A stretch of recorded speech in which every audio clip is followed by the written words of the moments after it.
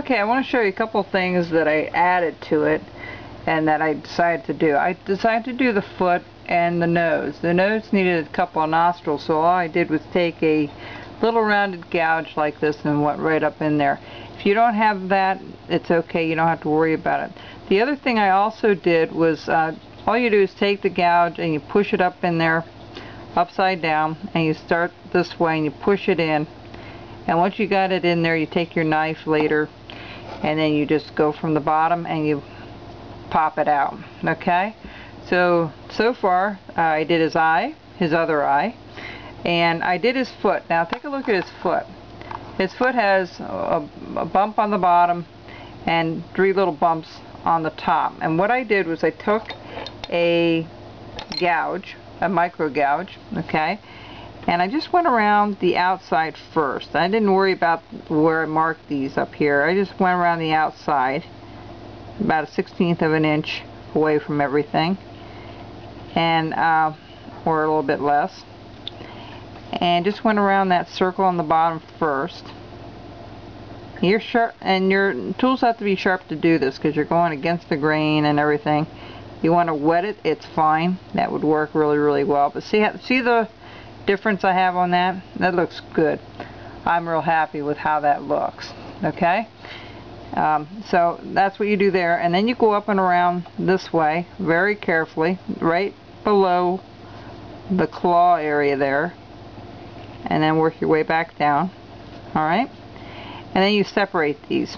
Alright? You take a smaller gouge and you separate them into 3, and then just work your way around them until you get it to the depth that you need. Okay, so just take your time with it. You know, I went ahead and I sprayed it first to help me be able to go in any direction with it. I didn't put my 3 little bumps in, but that turned out really nice and I was really happy with that.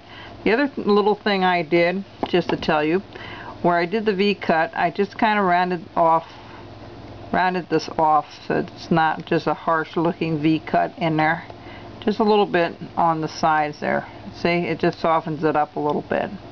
I'll finish up the ear and the inside of the cone yet, or not the cone, the jar. And I'm going to put, I'll paint the word honey on it a little bit later, but that's what he looks like so far, folks. And when I come back, we'll either texture it or it'll be done painted. I haven't decided what I'm going to do yet. And so I'm going to scoop this out a little bit for his hands. Just a little bit there. Just so. Yeah. His hands are a little smaller, of course, than the rest of his body. Like all caricatures, are not exactly to the size. Okay, so those things will be black, and then like a beige color for the face, black for the nose, and a brown bear or a little black bear. I haven't decided yet how I'm going to take care of it. I'll do a little bit of research and see, you know, what my options are. And that's great. If you are not sure on color of something before you actually paint it, then I would highly recommend you go to Google or someplace like that. Google is a great place. Put in whatever you're looking for and see what they have it painted as, and you'll get hundreds of varieties of stuff, okay? But then you can pick and choose which you prefer.